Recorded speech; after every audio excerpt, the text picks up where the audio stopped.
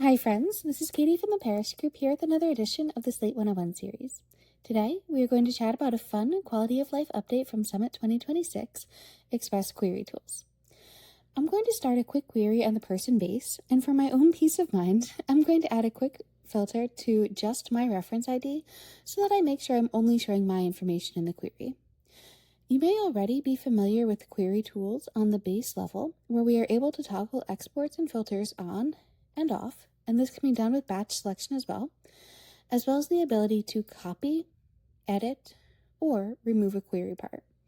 You can also see the Rename Exports button located off to the side that allows me to rename my exports in batch.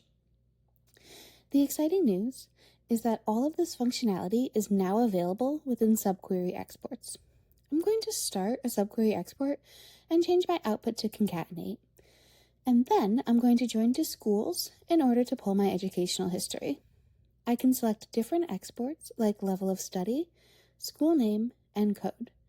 And now within my subquery, I can easily access the Express query tools and use the blue toggle to rename my exports. I'm particularly excited to use this while working with dictionary loops to save time. The Parish Group is a Slate Platinum partner, and we'd love to help you implement, audit, or optimize your instance. Reach out at success@parishgroup.com or call us at 828-505-3000.